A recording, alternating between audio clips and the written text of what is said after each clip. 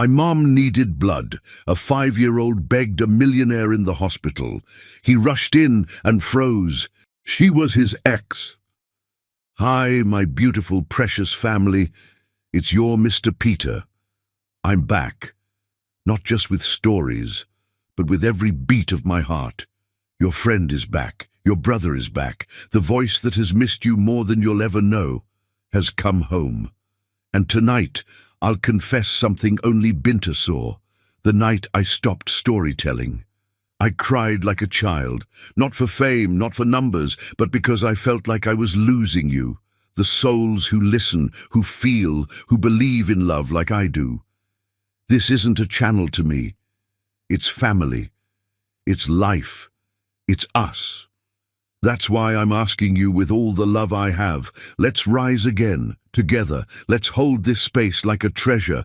Please like this video, drop a comment, share it with someone who needs love tonight. Let's tell YouTube and the world, we're not viewers, we are one unbreakable family. And please, don't leave the story in the middle. I write every second for you. If you walk away early, I feel that absence, and it hurts. Let's finish the journey together. Always. Before we begin, let me offer you the one thing I hold sacred, my prayer. I pray that every hidden sorrow in your soul begins to heal tonight, that love returns to you in soft, silent ways, through memories, smiles, and unexpected peace, that the weight you carry feels lighter, even just for a moment, and that deep inside, you remember this truth. You are not forgotten. You are not alone. You are so deeply, endlessly loved. We've been through a lot, but we're still here, and I promise you, I'll never stop writing for you. With every drop of love in my soul, always, your Mr. Peter. Success had taught Chuck Hulbert many things, but it had never taught him how to fill the emptiness that money couldn't buy. The marble floors of Mercy General Hospital echoed beneath Chuck's Italian leather shoes as he approached the administrative wing. His tailored charcoal suit commanded respectful nods from passing staff, though none suspected the personal significance of today's visit. The check in his breast pocket, $2 million for the children's cancer ward, carried weight far beyond its monetary value. This annual pilgrimage had become Chuck's ritual for 5 years running, always on March 15th, the anniversary of her disappearance. The day Nesha had vanished without explanation, leaving behind only unanswered questions and a love that time couldn't diminish. He never explained his choice of charity or date to anyone, nor why his gaze constantly swept the corridors as if searching for ghosts. Mr. Hulbert, what an honor to have you here again. The hospital's chief administrator greeted him with a warm smile. Her silver hair was pulled back in a neat bun, and her eyes held the kind of wisdom that came from decades of witnessing both miracles and tragedies. The honor is mine, Doctor. How are the children doing this year? Chuck's voice carried genuine concern, though his attention seemed divided, his gaze occasionally drifting toward the busy hallways. Better than ever, thanks to your continued support. The new treatment wing you funded last year has already saved dozens of lives. Would you like to see it? Chuck nodded, though his mind was elsewhere. As they walked through the hospital's corridors, he noticed the subtle changes, new artwork on the walls, updated equipment, faces he didn't recognize among the staff. Life moved forward here, constantly renewing itself, unlike the static grief he carried in his heart. They passed through the pediatric ward, where children with bald heads and bright smiles waved at them through open doorways. Chuck waved back, his expression softening. These children reminded him of dreams he'd once had, dreams of a family, of little voices calling him daddy, of bedtime stories and scraped knees that needed kissing better. Mr. Hulbert, I hate to interrupt. A nurse approached them breathlessly, her scrubs wrinkled and her face flushed with urgency. But we have an emergency situation. There's a patient in critical condition who needs an immediate blood transfusion. The problem is, she has AB negative blood type, and our reserves are completely depleted." Chuck's heart skipped a beat. A B negative, the same rare blood type he carried. Only 1% of the population shared this genetic marker, making it both a blessing and a responsibility he'd never taken lightly. "I have AB negative blood," Chuck said without hesitation. "How much do you need?" The nurse's eyes widened with relief. "Sir, you could literally save her life. The patient is a young woman, probably in her late 20s, and she's been fighting a rare form of leukemia. Without this transfusion—" She didn't need to finish the sentence. Chuck was already rolling up his sleeve. "Where do I need to go?" Dr. Chen placed a gentle hand on his arm. "Chuck, are you sure? This is above and beyond any donation we could ever ask for." "Some things are more important than money," he replied quietly, surprising himself with the conviction in his voice. The blood donation center was a small, sterile room filled with reclining chairs and the soft hum of medical equipment. Chuck had given blood before, but never under such urgent circumstances. As the needle pierced his vein, he found himself thinking about the woman whose life hung in the balance. Who was she? Did she have family waiting for her? Children who needed their mother to come home? 20 minutes later, Chuck felt slightly lightheaded but profoundly satisfied as medical staff rushed his blood to the critical patient. A nurse offered standard post-donation refreshments, but Chuck's thoughts had already shifted elsewhere. This situation felt different, more personal than his usual charitable acts. "Would you like updates on the patient's condition?" the nurse asked gently. "Many donors appreciate follow-ups." Chuck nodded, uncertain why this particular case mattered so deeply. Perhaps the urgency had affected him, or maybe knowing his blood now flowed through someone else's veins created an invisible bond between strangers. Walking toward the ICU, Chuck noticed a small figure alone in the waiting area.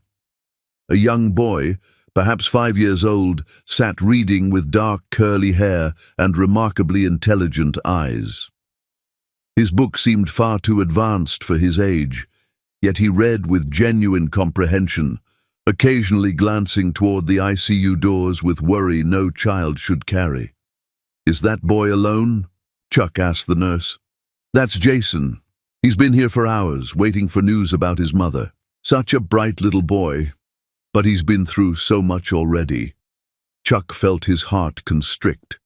This child was waiting for the same woman who had just received his blood, the woman whose life had been hanging by a thread just moments ago. Without thinking, Chuck approached the boy. "Hello there," Chuck said softly, crouching down to the boy's level. "I'm Chuck. What's your name?" The boy looked up with eyes that held wisdom beyond his years. "I'm Jason. Are you a doctor?" "No, I'm not a doctor, but I'm here to help your mom. What are you reading?" Jason held up the book, a collection of advanced mathematics problems that would challenge most teenagers. "Mom taught me numbers. She says they're like puzzles, and when you solve them, you understand how the world works." Chuck was amazed. This 5-year-old was not only reading complex mathematical concepts, but seemed to understand them. "Your mom sounds very smart." "She is," Jason said with quiet pride.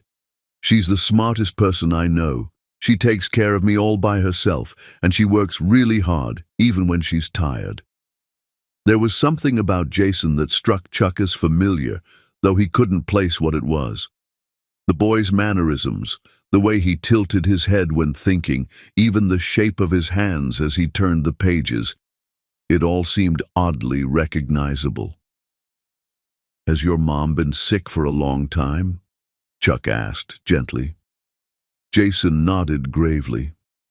"She tries to hide it, but I know. She gets really tired sometimes and she has to go to the doctor a lot. But she always makes sure I'm okay first." The nurse approached them quietly. "The transfusion is complete. The patient is stable now, and the doctors are optimistic about her response to the treatment." Chuck felt a wave of relief wash over him. His blood had helped save this boy's mother. Jason's face lit up with the first genuine smile Chuck had seen from him. "Can I see her?" Jason asked eagerly. "In a little while, sweetheart. She's sleeping now, but she's going to be okay." As they walked toward the ICU viewing area, Chuck felt a strange anticipation building in his chest. He told himself it was just concern for a fellow human being, but something deeper was stirring, a feeling he couldn't quite name. The ICU was a maze of monitors and machines, each one beeping and humming with the rhythm of life support. Chuck followed Jason and the nurse to a particular room where they could see the patient through a large window. Chuck's world stopped. There, lying in the hospital bed with tubes and wires surrounding her, was the woman he had loved more than life itself. The woman who had disappeared from his world 5 years ago without explanation. The woman whose memory had haunted every success and every lonely night since. Nesha Solomon. His legs felt weak, and his heart pounded so hard he was certain everyone could hear it. She looked thinner than he remembered, her beautiful dark skin paled from illness, but it was unmistakably her. The same delicate features, the same graceful hands, the same peaceful expression she wore when sleeping. Chuck's mind raced with 1,000 questions, but one thought overwhelmed all others. The boy standing beside him, this incredibly intelligent 5-year-old who had been waiting so patiently for his mother. Jason. Chuck looked down at the child with new eyes, seeing similarities he had been too shocked to notice before. The boy's facial structure, his eye shape, even the way he stood with one shoulder slightly higher than the other, just like Chuck had always done. 5 years ago, Nesha had vanished. 5 years later, here was Jason. The math was devastatingly simple. Chapter 2. The Unexpected Reunion. Time has a cruel way of freezing the most important moments, trapping them in amber while the world spins relentlessly forward. Chuck stood motionless before the ICU window, his breath fogging the glass as he stared at the woman who had once been his entire universe. 5 years of searching, hiring investigators, chasing false leads, and here she lay, fighting for her life mere feet away. The bitter irony wasn't lost on him. His blood was now keeping her alive. "That's my mom," Jason said softly, pressing his small hand against the cool glass. "She's beautiful, isn't she?" Chuck could barely find his voice. "Yes, very beautiful." The words hit him like a physical blow. "My mom." This extraordinary child with his premature wisdom was Nisha's son. And if Chuck's growing suspicions proved correct, Jason was also his son, a son he'd never known existed. "She looks peaceful now," Jason continued, his voice carrying the weight of someone who had watched his mother suffer for far too long. "Usually she tries to hide when she's hurting, but I can always tell. She gets this little line between her eyebrows when she's in pain." Chuck looked more closely at Nesha's face and saw exactly what Jason described. A tiny furrow between her brows, even in sleep. How had this child learned to read such subtle signs? How long had he been taking care of his mother instead of the other way around? "Jason, how long has your mom been sick?" Chuck asked, though he dreaded the answer. "Since before I can remember," Jason replied matter-of-factly. "But she got really bad about 2 years ago. That's when she started falling asleep a lot during the day, and sometimes she'd forget things. But she never forgets the important stuff, like my birthday or when I have a test at school." Chuck's heart clenched. Nesha had been battling this disease for years, possibly since Jason was born. Had she known she was sick when she left him? Had she been trying to protect him from this reality? "Do you live here in the city?" Chuck asked carefully. "We live in the apartment above Mrs. Rodriguez's bakery on Maple Street. Mom works there sometimes when she feels good enough. Mrs. Rodriguez is really nice. She watches me when Mom has to go to the doctor." Maple Street. Chuck knew the area well. It was a working-class neighborhood about 20 minutes from downtown, where families struggled to make ends meet, but looked out for each other. The thought of Nesha working in a bakery while fighting cancer, raising a child alone, made Chuck's chest tight with emotion. "What kind of work does your mom do?" Chuck asked. "She's really smart with numbers like me. She helps people with their taxes and stuff. She does it from home mostly, on her computer. She taught me how to add and subtract when I was 3, and now I can do multiplication and division too. She says I'm going to be a mathematician someday." Chuck's breath caught. Nesha had always been gifted with mathematics. It was one of the things that had drawn them together in college. They had spent countless hours studying together, challenging each other with complex problems. She had been pursuing a master's degree in applied mathematics when she disappeared. "Your mom taught you all that?" "Uh-huh. She says education is the most important thing because nobody can ever take it away from you. She makes sure I read every day, even when she's too tired to read with me. Sometimes I read to her instead." The image of this 5-year-old reading to his sick mother brought tears to Chuck's eyes. What kind of strength did it take for a child to be so mature, so understanding of a situation that would overwhelm most adults? "Jason, do you have any other family? Grandparents, uncles, aunts?" Jason shook his head. "It's just me and Mom. She says sometimes families are small, but that makes them extra special because you love each other more." Chuck felt a surge of anger, not at Nesha, but at the circumstances that had kept him from this child's life. If Jason was his son, then this boy had been facing his mother's illness alone, without the support of a father, without the financial resources that Chuck could have provided. "Mr. Chuck." Jason looked up at him with those incredibly intelligent eyes. "Why did you help my mom? The nurse said you gave her your blood." Chuck crouched down to Jason's level again. "Because when someone needs help, and you have the ability to help them, it's the right thing to do. Your mom needed something I could give her." "Are you an angel?"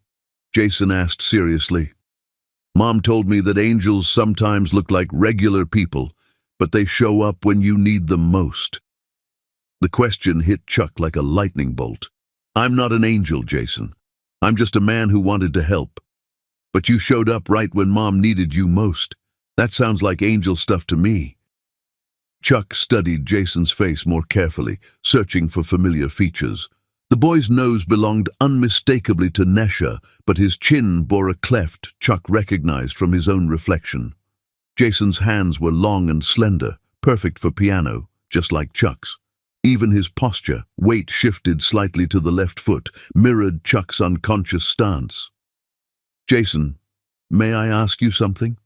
"Sure." "Do you know anything about your father?" Jason's expression became guarded, displaying maturity beyond his years.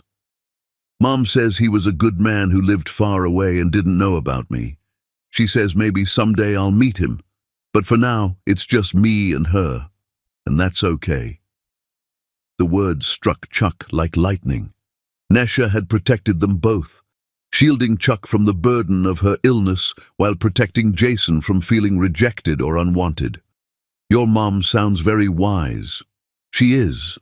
She always knows what to say to make me feel better. Even when she's really sick, she still takes care of me."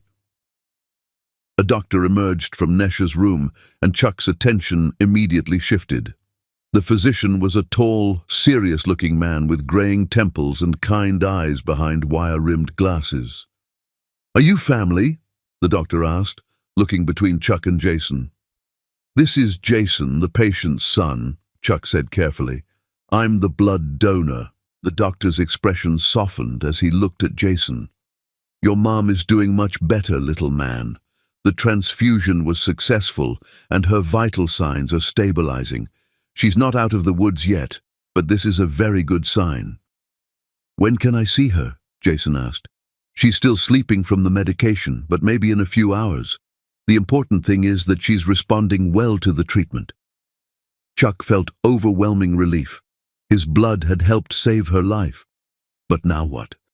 How could he walk away from this situation?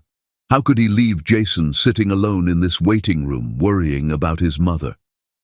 "Doctor, what's her long-term prognosis?" Chuck asked.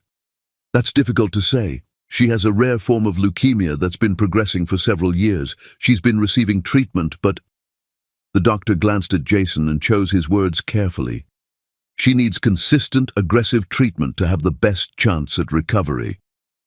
Chuck understood the subtext. Nesha needed expensive treatment that she probably couldn't afford. She had been fighting this battle alone, without resources, while trying to raise a child. "I'd like to help with her medical expenses," Chuck said quietly. The doctor looked surprised. "That's very generous, Mr. Holbert." Chuck Holbert. "Mr. Holbert, are you sure? Treatment for this condition can be extremely expensive. Money isn't an issue. I want to make sure she gets the best possible care." Jason looked up at Chuck with wonder. "You really are an angel, aren't you?" Chuck knelt down and looked into Jason's eyes that he was now certain were a mirror of his own. "I'm just someone who cares about you and your mom very much." As Chuck said the words, he realized they were truer than he had ever imagined. In the span of an hour, his entire world had been turned upside down.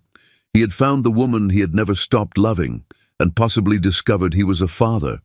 The three of them stood together in the ICU hallway, a successful businessman, a brilliant 5-year-old, and between them, separated by glass and machines, the woman who connected their lives in ways that none of them fully understood yet.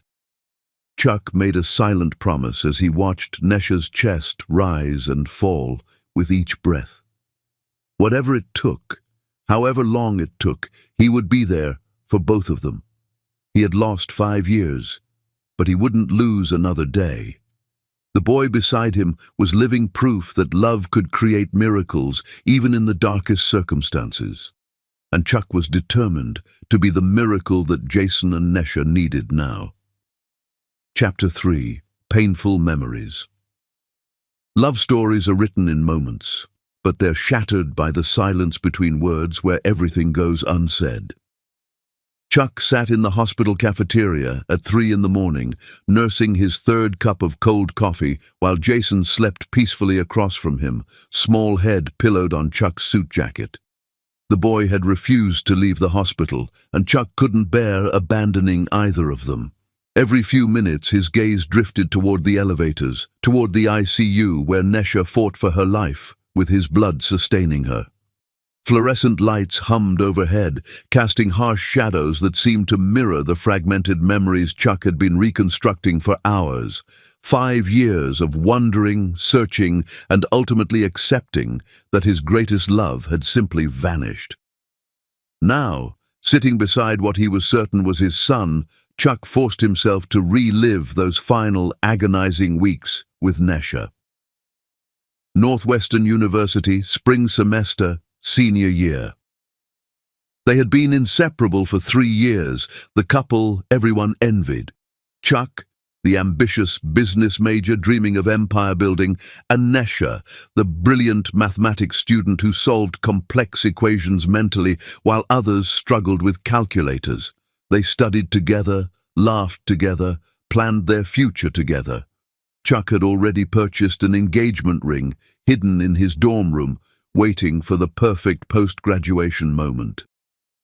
"I'm scared about what comes next," Nesha had whispered one night, lying against his chest in his narrow dorm bed, fingers tracing patterns on his skin.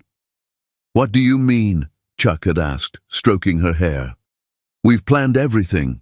I'll start at Morrison and Associates. You'll begin your master's program, and we'll get that apartment near campus." "But what if things change? What if we change?" Chuck had lifted her chin to meet his gaze. "Nesha, we're not changing. What we have is forever. I love you more than anything." She'd smiled then, but Chuck now recognized something he'd missed, a sadness in her eyes that contradicted her expression. "I love you too, Chuck, more than you'll ever know." 2 weeks before graduation. Nesha had been acting strange, distant in a way that Chuck couldn't understand. She would disappear for hours, claiming she had to meet with her advisor or handle graduation paperwork. She had stopped eating regularly, and Chuck had noticed she looked pale, almost fragile. "Are you feeling okay?" he had asked one evening as they sat in the library, supposedly studying for finals. "I'm fine," she had replied, but her voice lacked its usual warmth. "Just tired. Graduation stress, you know." Chuck had accepted the explanation because he wanted to believe it. He was busy too, interviewing for jobs, preparing for the future he had mapped out for both of them. He had been so focused on their plans that he had missed the signs that something was seriously wrong. The night before graduation, Chuck had suggested they go to their favorite restaurant, the little Italian place where they had had their first official date. He had been planning to propose that night, to give Nesha the ring and officially ask her to be his wife. They would graduate together, get engaged, and start their lives as a team. But Nesha had been quiet throughout dinner, barely touching her food. Her hands had trembled slightly when she reached for her water glass, and Chuck had noticed dark circles under her eyes that makeup couldn't quite hide. "Nesha, what's wrong? And don't tell me it's nothing. I know you better than that." She had looked at him with those beautiful dark eyes, and Chuck had seen something there that terrified him, a look of someone saying goodbye. "Chuck, I need to tell you something important, but first, I need you to promise me that you'll listen to everything I have to say before you respond." Chuck's heart had started racing. "You're scaring me. What's going on? Promise me." "I promise." Nesha had taken a deep breath, and Chuck had prepared himself for whatever she was about to say. Maybe she had gotten into a graduate program in another city. Maybe she was having second thoughts about their relationship. Maybe she needed space. He had been ready for any of those conversations. He had not been ready for what came next. "I'm pregnant." The words had hit Chuck like a physical blow. Pregnant. They had been careful but not perfect. These things happened. His mind had immediately started calculating. They could move up the timeline, get married sooner, adjust their plans. It would be challenging, but they could make it work. "Okay," Chuck had said slowly. "Okay, we can handle this. We'll get married this summer instead of waiting. I'll take the job in Chicago. You can transfer your graduate program." "Chuck, stop." Nesha's voice had been barely above a whisper. "There's more." "More? I'm sick, Chuck. Really sick. I've been going to doctors for weeks, trying to figure out why I've been so tired, why I've been losing weight. They ran tests and—" Her voice had broken. "I have leukemia." The restaurant had seemed to spin around Chuck. Leukemia. Cancer. The word had crashed into his consciousness like a wrecking ball, destroying every plan, every dream, every assumption about their future. "What does that mean? What kind of treatment do you need? We'll get the best doctors, the best hospitals." "Chuck, you're not listening. I'm pregnant and I have cancer. The treatments could hurt the baby. And even if they don't, even if I can carry the baby to term, I might not—" She had stopped, unable to say the words. Chuck had reached across the table, taking her hands in his. "We'll figure it out. Whatever it takes, we'll get through this together." But Nesha had pulled her hands away. "No, Chuck. This is exactly what I was afraid of. You're already trying to fix everything, trying to rescue me. But some things can't be fixed." "That's not true. Medicine is advancing every day. People beat cancer all the time. And what if I don't? What if I spend the next 2 years fighting this disease, and you spend the next 2 years watching me die? What about your career, your dreams, your life? My life is with you. That's all that matters." Nesha had started crying then, tears streaming down her cheeks. "That's exactly why I can't do this to you. You have so much potential, so much to offer the world. I won't let you sacrifice everything for a future that might not exist." So, what are you saying? I'm saying that after graduation, I'm going home to my aunt in Detroit. I'm going to have the baby, and I'm going to fight this disease, but I'm going to do it alone. Chuck had felt his world crumbling. That's insane.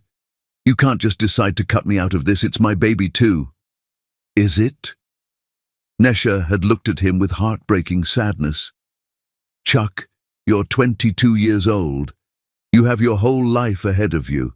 You shouldn't have to choose between your future and a sick girlfriend who might not survive the year. That's not your decision to make. Yes, it is. It's my life, my illness, my choice, and I choose to let you go. Chuck had argued, pleaded, reasoned with her for hours.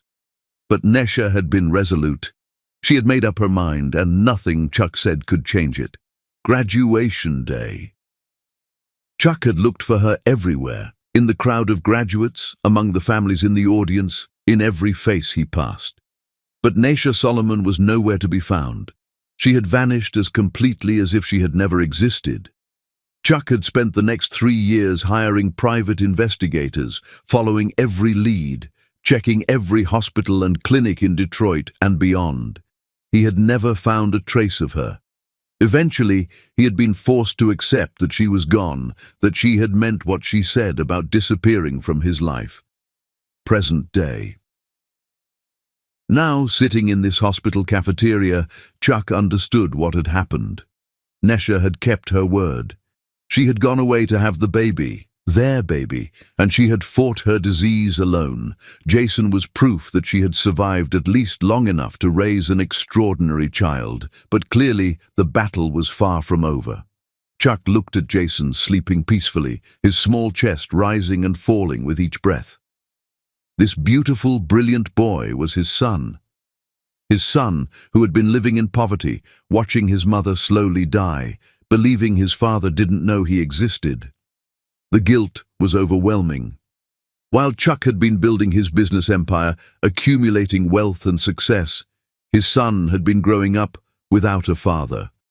Nesha had been raising Jason alone, working whatever jobs she could manage while battling cancer, never once reaching out for help.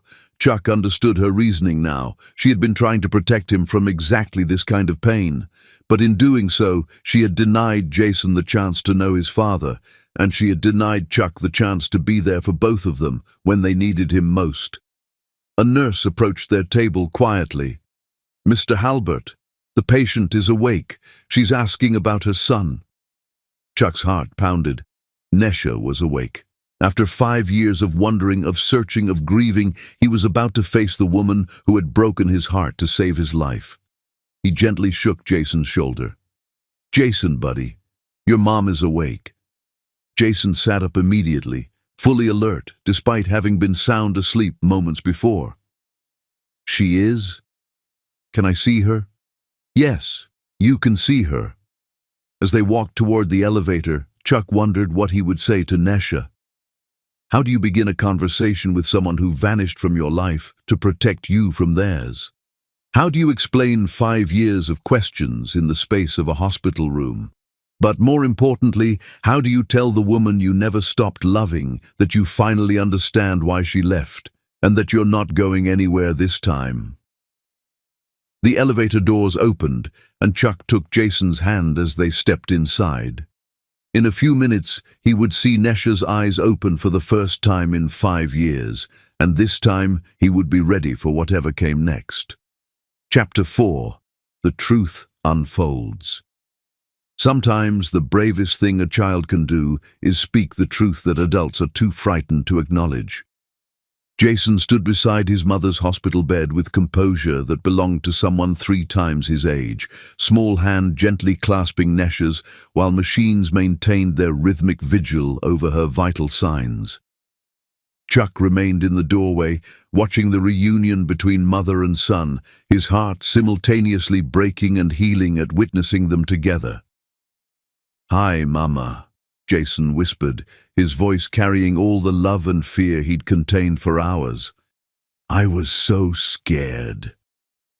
Nesha's eyes fluttered open, still clouded by medication, but immediately focusing on her son's face. "Hey, my brilliant boy, I'm okay. I'm right here." Her voice was weak but suffused with the warmth Chuck remembered so vividly. "The nice man gave you his blood to make you better," Jason said matter-of-factly. "I told him you were the smartest person I know and that you take care of me all by yourself." Chuck watched Nesha's gaze shift from Jason to where he stood in the doorway. When their eyes met, the world seemed to halt. 5 years of separation, unanswered questions, and lost time compressed into a single look that conveyed everything and nothing simultaneously. Nesha's face went through a series of emotions so quickly that Chuck could barely process them: shock, disbelief, fear, love, and finally, resignation. Her lips parted as if to speak, but no words came. "Mama, this is Mr. Chuck," Jason continued, oblivious to the charged atmosphere between the two adults. "He's the one who helped you. I think he might be an angel." Chuck stepped into the room slowly, his hands trembling despite his efforts to appear calm. "Hello, Nesha." "Chuck." His name was barely a whisper on her lips. Why are you here?" "I was making a donation to the hospital when they needed a blood donor. A B negative." Chuck's voice was steady, but his eyes never left her face. "I had no idea it was you." Nesha closed her eyes, and Chuck saw tears beginning to form. "Of all the hospitals, of all the days—" "Mama, do you know Mr. Chuck?"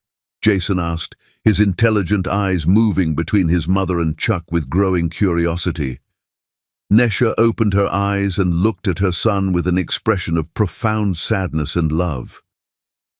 "Jason, honey, Mr. Chuck and we knew each other a long time ago, before you were born." "Really? That's so cool. Were you friends?" Chuck felt his throat constrict at the innocence of the question. "Yes, Jason. Your mom and I were very good friends." Jason beamed with the enthusiasm of a child who had discovered an unexpected connection. "That's why you wanted to help her, because you were friends. I knew you were special." The simple logic of a 5-year-old's mind cut through all the complex emotions swirling in the room. Chuck found himself smiling despite the gravity of the situation. "You're right, Jason. Your mom is very special to me." Nesha squeezed Jason's hand gently. "Sweetheart, could you do me a favor? Could you go ask the nurse for some ice chips? My throat is very dry." Jason nodded eagerly, always happy to help his mother. "I'll be right back, Mama. Don't go anywhere."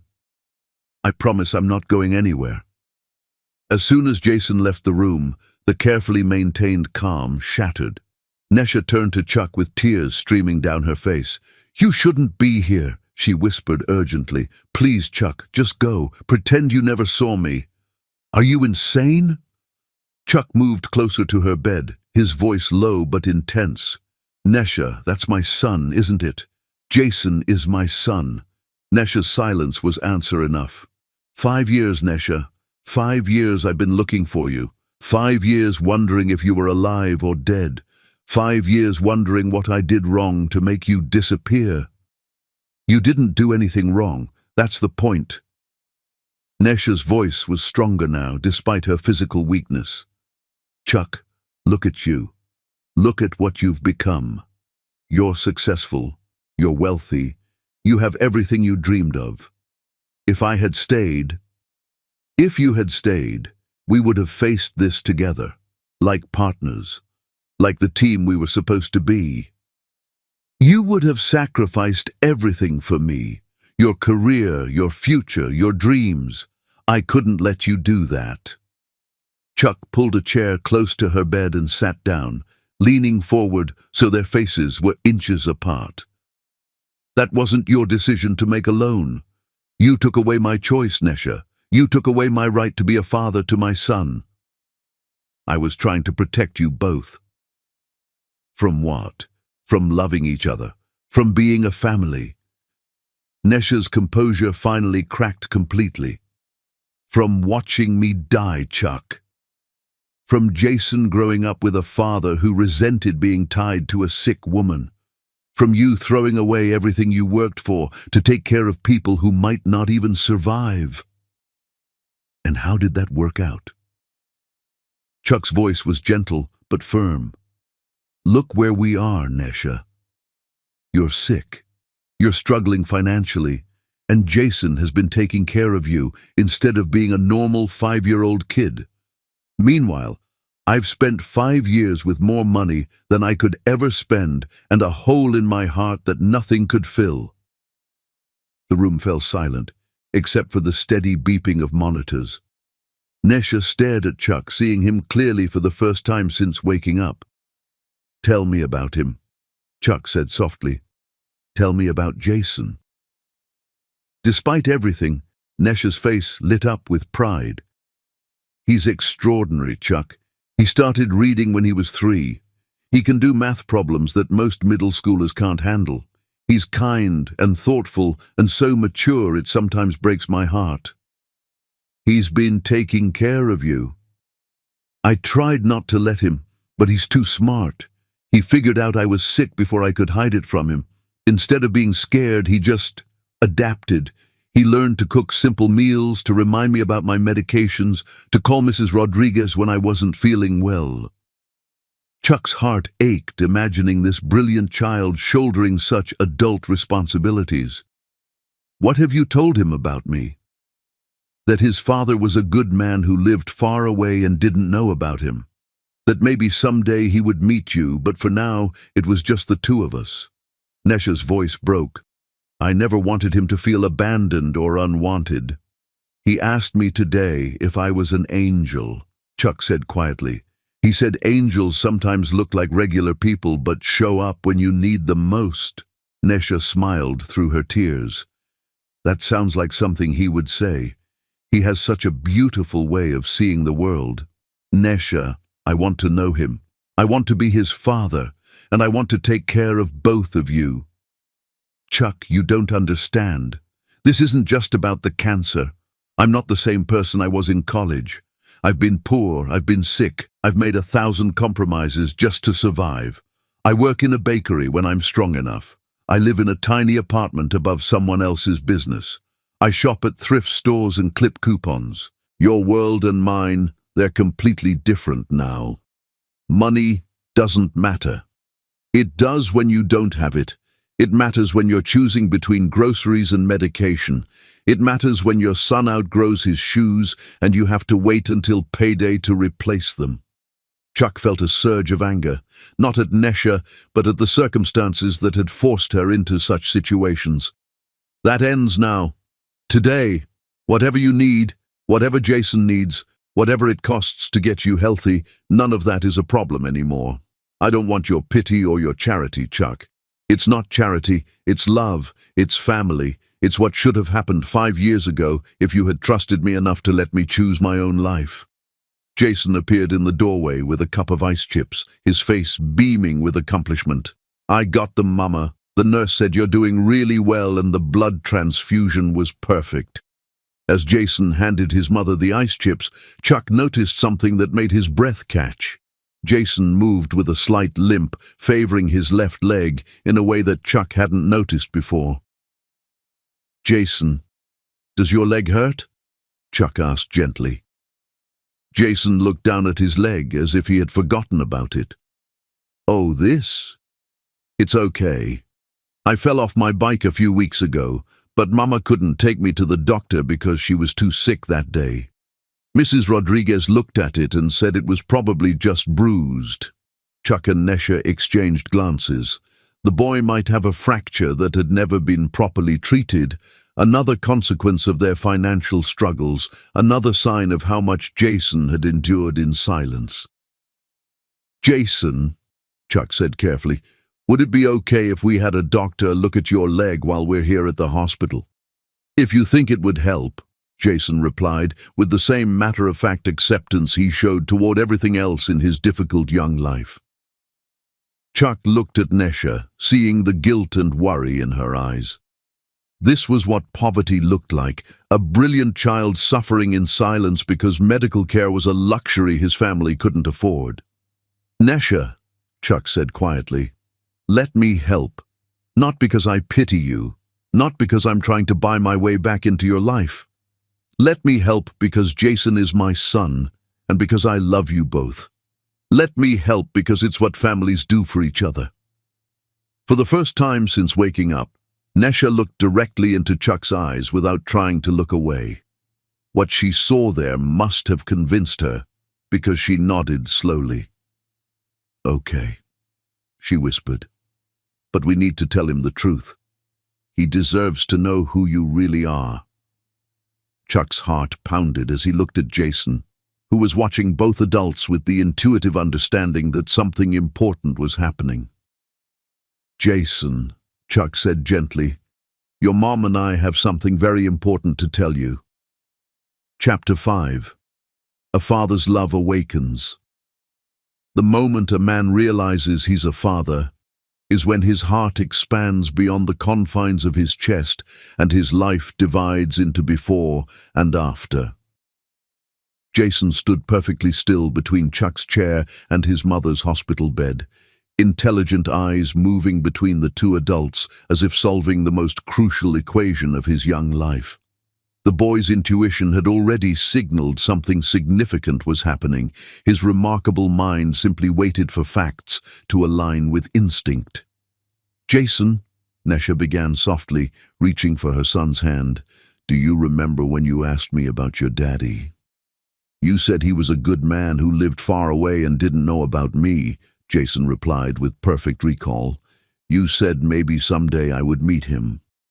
Chuck's throat constricted. The simple trust in Jason's voice, the matter-of-fact way he repeated his mother's careful words, revealed how skillfully Nesha had protected him from feeling abandoned or unwanted. "Well, sweetheart," Nesha continued, her voice trembling slightly, "it turns out that someday is today.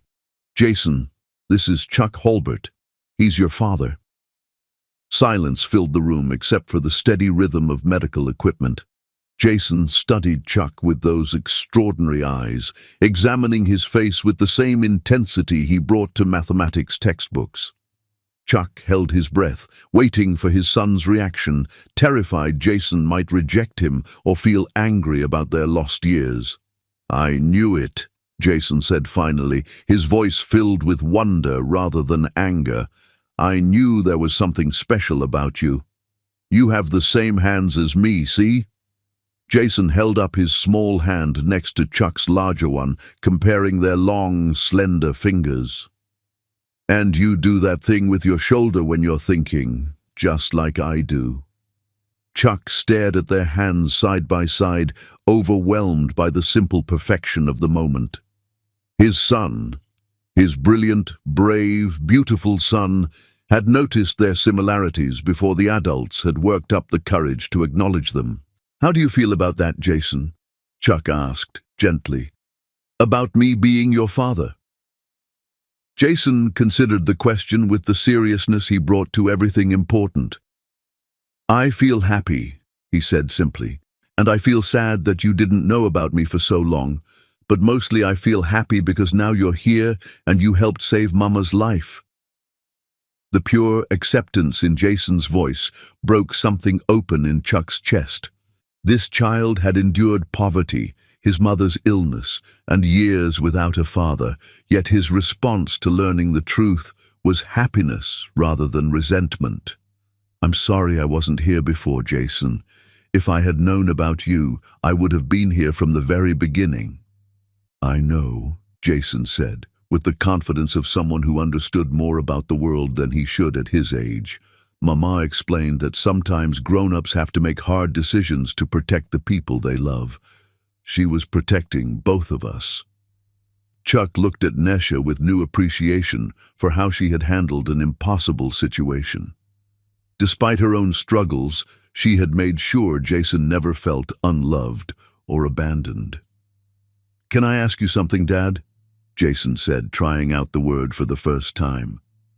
The word hit Chuck like lightning. Dad. His son was calling him Dad. You can ask me anything, anytime. Are you rich like the people on TV? Chuck almost laughed at the directness of the question, but Jason's expression was serious. Yes, Jason. I have a lot of money. Good, Jason said with satisfaction. Then you can make sure Mama gets the best doctors and we don't have to worry about money anymore. The practical nature of Jason's response revealed how much financial stress the boy had been aware of, despite Nesha's efforts to shield him from it. This 5-year-old had been worrying about medical bills and basic necessities while other children his age were concerned with toys and cartoons. That's exactly what I'm going to do, Chuck promised. Your mama is going to get the best medical care in the world, and you're never going to have to worry about money again. What about my leg? Jason asked, unconsciously favoring his left side. Mama said we couldn't afford to have it looked at, but it still hurts sometimes. Chuck's heart clenched. We're going to have the doctors here examine your leg right now, and if anything is wrong, we'll fix it immediately. Jason nodded, as if this was the most natural thing in the world. Okay. Can I still live with Mama? I take care of her when she doesn't feel good. Of course you'll stay with your mama, but from now on you get to be a little boy instead of taking care of everyone else. That's my job now. But I like taking care of Mama. It makes me feel important. Chuck knelt down so he was at Jason's eye level. You are important, Jason. You're the most important person in the world to both of us. But you're also 5 years old, and 5-year-olds should get to play and learn and just be kids. Let me and the doctors take care of Mama's health, okay? Jason considered this seriously. Okay, but can I still help sometimes? I'm really good at remembering when she needs to take her medicine. You can help however you want to help. We're a team now. A team, Jason repeated, smiling for the first time since Chuck had met him. I like that. Chuck felt a rush of paternal love so intense, it nearly overwhelmed him. This extraordinary child had accepted him completely without conditions or reservations. Jason's capacity for love and forgiveness was staggering. Jason, Nesha said softly, could you go find the nurse and ask her to call a doctor to look at your leg? Tell her your daddy wants to make sure you're okay. Jason beamed at hearing Nesha refer to Chuck as his daddy. Okay, Mama, I'll be right back. He paused at the door and looked back at Chuck. Dad? After the doctor looks at my leg, can you tell me about what you do for work? And maybe about when you and Mama were in college together? I would love to tell you all of that, son. Jason disappeared down the hallway, and Chuck and Nesha were alone again.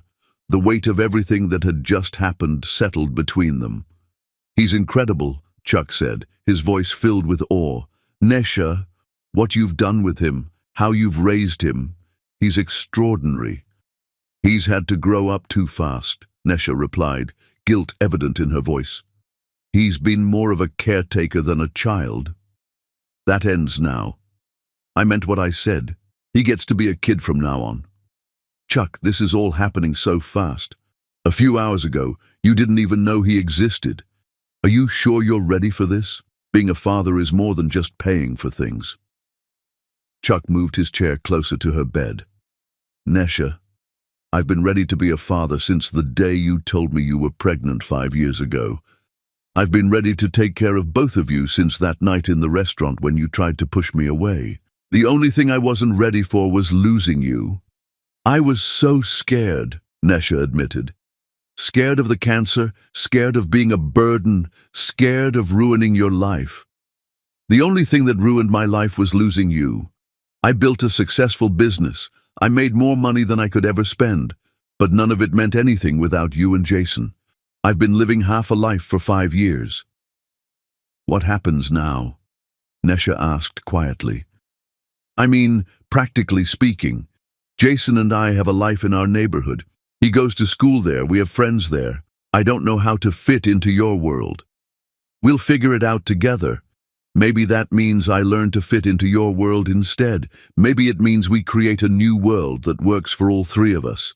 The details don't matter as much as the fact that we're going to face them as a family. Chuck, I'm still sick. The leukemia isn't gone. I might need months or years of treatment. I might not. Chuck reached over and took her hand. Then we'll fight it together. You'll have the best doctors, the best treatment, and you'll have Jason and me beside you every step of the way. No more fighting alone. I don't know if I remember how to let someone take care of me. Then I'll teach you, the same way you taught Jason mathematics and kindness, and how to be brave in impossible situations. Jason appeared in the doorway with a doctor, a young pediatric specialist who introduced herself and immediately began examining Jason's leg with gentle thoroughness. Chuck watched his son answer the doctor's questions with remarkable maturity, explaining exactly when the injury had occurred and how it had been feeling. It's a hairline fracture that's partially healed, the doctor explained after reviewing the x-rays. It would have been better to set it properly when it happened, but it's not serious. We can put him in a walking cast for a few weeks and it should heal completely. Will it hurt? Jason asked with scientific curiosity rather than fear. Not at all. In fact, it might feel better than it has been feeling. As the doctor fitted Jason with a small blue cast, Chuck marveled at his son's resilience. This child had been walking around on a fractured leg for weeks, never complaining, never making it anyone else's problem. Dad? Jason said as the doctor finished. Can I tell the kids at school that my dad is rich and he saved my mom's life? Chuck laughed, the first genuine laugh he'd had in years. You can tell them whatever you want, son. Cool. They're not going to believe it. Jason, Nesha said gently, we're probably going to be here at the hospital for a few more days while I get stronger. You could stay with Mrs. Rodriguez or... I want to stay here, Jason interrupted. I want to stay with you and Dad. Chuck felt his heart expand at hearing Jason call him Dad so naturally. I'll arrange for a family suite. We'll all stay together. Really? Jason's eyes lit up. We can all be together? Every day from now on, Chuck promised. As the evening settled around them, Chuck found himself sitting beside Nesha's bed while Jason slept peacefully in a chair nearby, his new cast propped up on a pillow. The boy was exhausted from the emotional and physical toll of the day, but he had insisted on staying close to both his parents. Look at him, Nesha whispered, watching Jason sleep. He's never looked so peaceful. Even when he sleeps, he usually looks worried about something. But tonight he knows he's safe, Chuck finished. He knows his family is together and that someone else is going to handle the grown-up worries for a while. I can't believe this is real. This morning I woke up feeling sicker than I had in months. And tonight, I'm looking at my son sleeping next to his father in a hospital room that probably costs more per night than I make in a month. This is real, Nesha. We're real. This family is real. And tomorrow, we start building the life we should have had 5 years ago. Nesha squeezed Chuck's hand. I love you. I never stopped loving you. Not for a single day. I love you too. Both of you. And I'm never letting either of you go again. Outside the hospital room, the world continued its relentless pace. But inside, time had slowed to the rhythm of 3 hearts beating in sync for the first time. Chuck looked at his sleeping son and the woman he had never stopped loving and realized that every success, every dollar, every achievement of the past 5 years had been leading to this moment. He was exactly where he was supposed to be. Chapter 6. The First Miracle. Miracles don't always announce themselves with thunder and lightning. Sometimes they whisper through steady monitor beeps and the soft rustle of hope returning to wounded hearts. 3 days had passed since Chuck's blood saved Nesha's life, and their hospital suite had transformed into something remarkably homelike. Jason had claimed the window seat as his study area, working through advanced mathematics workbooks. Nesha's color was slowly returning, though she still tired easily. Chuck had barely left the hospital, conducting business meetings via video conference. This morning felt different. There was energy in the room that hadn't existed before. "Dad," Jason said, looking up from his workbook, "Mama looks different today. Better different." Chuck observed Nesha carefully. Jason was right. There was clarity in her eyes that had been missing. "You're very observant, son. Numbers teach you to notice patterns," Jason replied seriously. "And Mama is definitely following a better pattern today." Dr. Williams, the oncologist Chuck had flown in from Johns Hopkins, entered with her team. Chuck had assembled the best medical team money could buy, and Dr. Williams was renowned for her work with rare blood cancers. "Good morning, family," Dr. Williams said warmly. "How are we feeling today, Nesha?" "Stronger," Nesha replied, sitting up without the grimace of pain that had accompanied such movements just days before. "Much stronger." "That's what I hope to hear. We have your latest test results, and I have very encouraging news." Chuck felt his heart rate increase.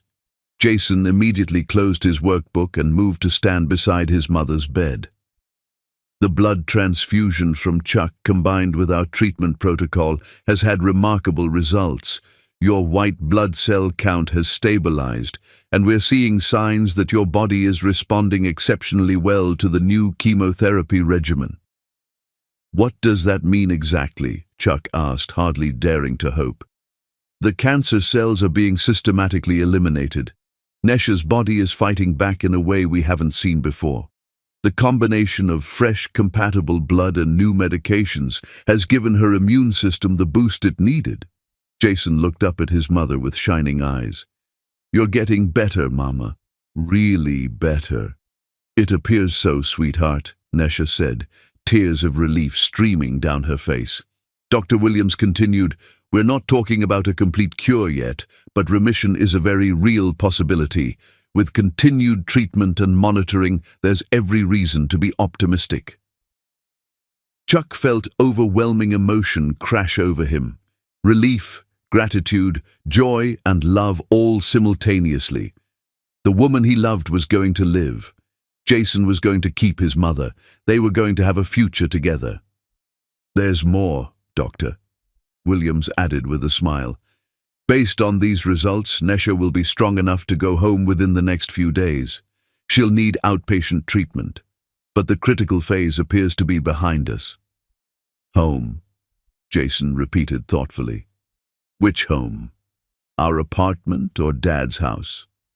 "We'll figure that out together," Chuck said, ruffling Jason's hair. "The important thing is that we'll be together." After the medical team left, the three of them sat in comfortable silence, absorbing the magnitude of what they had learned. Nesha was going to recover. The nightmare was finally ending. "Chuck," Nesha said quietly, "I need to ask you something, and I need you to be completely honest. Anything. These doctors, this treatment, this hospital suite, I know it's costing a fortune. I need to know that you're doing this because you want to, not because you feel obligated." Chuck moved his chair closer to her bed. "Nesha, do you remember what you said the night you told me you were pregnant and sick?" "I said a lot of things that night. You said you wouldn't let me sacrifice everything for a future that might not exist. Well, I didn't sacrifice anything for this. I invested everything in this. When you invest, you do it because you believe in the outcome. I believe in us, Nesha. I believe in our family. But the money is meaningless without you and Jason. I've spent 5 years accumulating wealth that brought me no joy because the people I wanted to share it with weren't there. This isn't charity. This is me finally being able to use my resources for what actually matters." Jason, who had been listening intently, suddenly spoke up. "Dad, can I ask you something about money?" "Of course. If you have so much money that paying for Mama's doctors isn't a problem, does that mean I can stop worrying about whether we have enough food and if our rent is paid?" The question broke Chuck's heart. This brilliant 5-year-old had been carrying adult worries about basic survival. Jason, you never have to worry about food or rent or any of those things ever again. That's my job now. Good, Jason said with visible relief, because those worries were really hard math and I like the fun math better. Chuck and Nesha exchanged glances, both struck by their son's resilience and the weight he had been carrying without complaint. Speaking of math, Chuck said, I've been thinking about your education, Jason. You're working at a level far beyond what they can offer at your current school. I like my school, Jason said quickly. My teacher is really nice and she lets me help other kids with their math homework. I'm not saying we have to change schools right away, but maybe we could find additional programs for you. There are special classes for gifted children and universities that have programs for kids like you. Jason's eyes lit up. Really? There are other kids who like advanced math. Lots of them, and they have competitions and camps and activities for young mathematicians.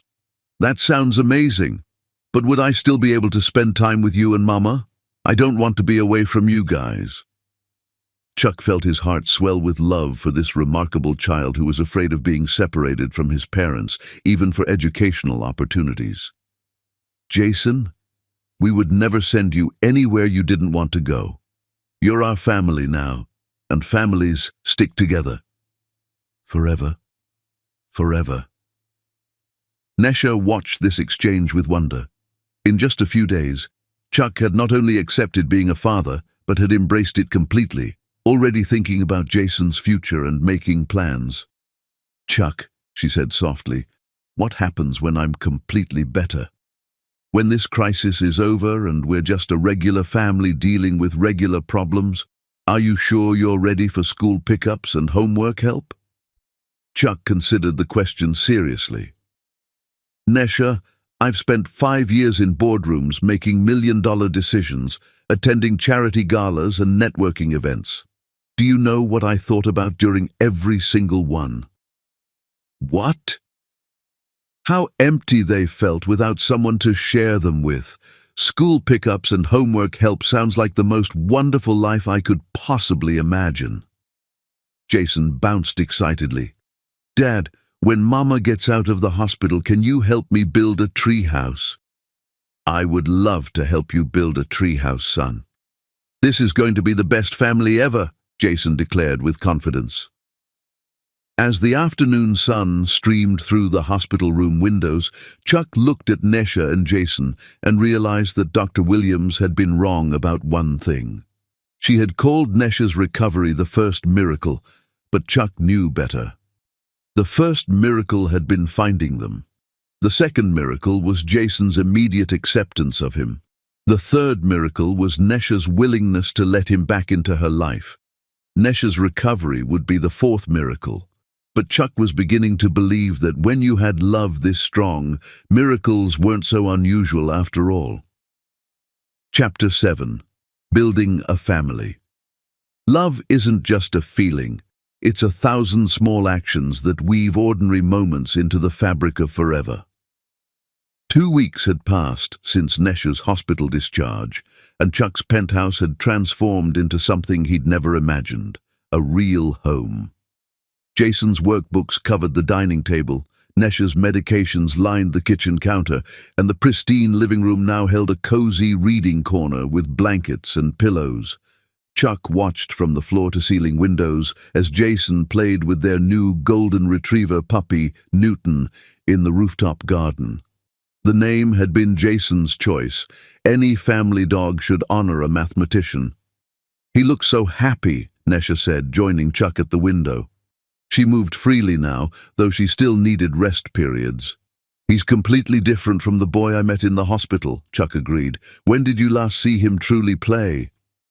I can't remember, Nesha admitted sadly. He's been responsible for so long. I forgot he was still just a little boy. Chuck wrapped his arms around her from behind. He's learning to be a kid again. Yesterday I found him building pillow forts instead of solving calculus. You've been amazing with him, Chuck. You stepped into fatherhood like you were born for it. I was born for it, I just waited 5 years for the chance. Chuck, I need to ask you something. This apartment is beautiful, but it doesn't feel like us. It feels like we're guests in your life rather than building our life together. Chuck had expected this conversation. The penthouse impressed clients, but wasn't designed for families. What are you thinking? Maybe we should find a house, somewhere with a yard for Newton, where Jason can bike safely, somewhere that belongs to all three of us. Chuck smiled. I was hoping you'd say that. I've been looking at houses. Really? There's one in particular. Great school district, huge backyard, close to your old neighborhood so Jason can keep his friends. Nesha's eyes brightened. Can we see it? Today, if you're feeling up to it. Jason, Nesha called. Come inside. Dad has a surprise. Jason bounded in with Newton. What kind of surprise? The kind where we find our forever home, Chuck said. All four of us? All four of us. An hour later, they stood before a beautiful white colonial with blue shutters, surrounded by oak trees, and featuring a wraparound porch Chuck could already imagine decorating for holidays. It's perfect, Nesha breathed. The realtor led them through a spacious foyer with hardwood floors into a large living room with stone fireplace and built-in bookshelves. 5 bedrooms, the realtor explained, including a master suite and a perfect study room. Jason gravitated toward the living room immediately. Dad, look, space for all my math books and Mama's books too. And room for a piano, Chuck noted, gesturing toward an alcove. In the kitchen, Nesha ran her hands over granite countertops, already imagining family meals. Jason tested acoustics in every room, delighted by the echoes. Can I see my room? Jason asked. Upstairs, the realtor showed them a spacious bedroom with windows overlooking the backyard. Jason pressed his face to the glass. There's a tree outside my window. The yard is huge. Newton will love it. Chuck and Nesha exchanged glances. They'd found home. One more thing, the realtor said, leading them to a room with excellent lighting and built-in desks. Perfect study space. Chuck saw the potential immediately. Jason's classroom. We could set up whiteboards for equations, shelves for mathematics books. My own classroom? Jason's eyes went wide. With everything you need for advanced studies. Jason bounced with excitement. This house is perfect. Can we live here? Chuck looked at Nesha, who was crying happy tears. What do you think? This is exactly what our family needs. Then let's make an offer. The realtor smiled. Actually, Mr. Hulbert, the seller already accepted your preliminary offer. The house is yours. You already bought it? Nesha asked, amazed. Contingent on your approval, Chuck admitted. Jason launched himself at Chuck. You're the best dad in the world. That evening, back at the penthouse, Jason sketched room layouts while Nesha made furniture lists. Chuck, Nesha said after Jason went to bed, I need to tell you something. What? For the first time since Jason was born, I can breathe, really breathe. For 5 years, I focused on just surviving each day. I never planned for the future because I wasn't sure I'd have one. And now I'm planning our bedroom, wondering about spring gardens. I'm making plans for next year and beyond, and it doesn't scare me. Chuck took her hand. You'll be around for all those years, Nesha. I know, and I finally believe it. What changed? You, Jason, having a father who loves him unconditionally. Having a partner to share responsibilities. Feeling like part of a team instead of fighting alone. We're going to be extraordinary, Chuck said. The house needs work to make it perfect. We'll make it perfect together. Jason can pick paint colors, you can design the kitchen, and I'll learn power tools to build that treehouse. Nesha laughed. Mr. Business Executive climbing trees with hammers? I'll be whatever Jason needs. As if summoned, Jason appeared in pajamas, clutching his stuffed elephant. I can't sleep. I keep thinking about our house. Come here, buddy. Chuck patted the couch. Jason climbed between his parents, snuggling against both. Dad, Jason said sleepily. Yeah, son. Are you going to marry Mama? The question hung in the air with childlike directness. Would you like me to marry your mama? Chuck asked carefully. Yes, then we'd be a real family forever. Chuck's heart swelled with love for this remarkable child. Then maybe I should ask her, Chuck said softly. Right now. Jason, Nesha laughed. People don't usually propose in pajamas with 5-year-olds watching. Why not? This seems perfect to me, Jason declared with his characteristic logic. Chuck looked at Nesha, at Jason, at the life they'd built, and realized Jason was absolutely right. Jason, if I'm going to ask your mama to marry me, I need your permission first. Jason's face lit up with importance. You have my permission, Dad. Definitely. Chuck turned to Nesha, taking both her hands. Nesha Solomon, will you marry me? Will you let me be your husband and Jason's father for the rest of our lives? Yes, Nesha whispered, tears streaming. Yes, yes, yes. Jason cheered, throwing his arms around both parents. We're getting married. We're going to be a real family. Chuck held his fiancée and son close, understanding this imperfect, spontaneous moment was exactly the proposal their family deserved. They were already real. They'd always been real. Now they were making it official. Chapter 8. Love's Second Chance. True love doesn't get a second chance. It simply finds its way back to where it always belonged. 6 weeks had passed since Chuck's impromptu proposal in his penthouse living room, and their new house had transformed into a home filled with laughter, learning, and the comfortable chaos of family life. Nesha's health improved with each passing day, her energy returning alongside the color in her cheeks. Jason had settled into his new routine of advanced tutoring in the mornings and regular childhood activities in the afternoons, finally balancing his extraordinary intellect with his need to simply be a 6-year-old boy. Chuck stood in the hospital garden where he had arranged something special for Nesha, hands trembling slightly with nervousness despite her previous acceptance of his proposal. Today was different, though. Today was about recreating the magic they had lost and celebrating the love that had survived 5 years of separation. Dad, are you sure Mama can't see us from her hospital room? Jason whispered conspiratorially, adjusting the small bouquet of daisies he held. She's having her routine checkup with Dr. Williams, Chuck assured his son. She won't finish for another 30 minutes, giving us plenty of time to set everything up perfectly.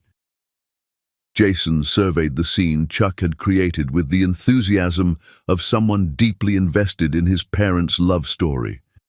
A small table had been positioned under the same oak tree where Chuck and Nesha used to study during college.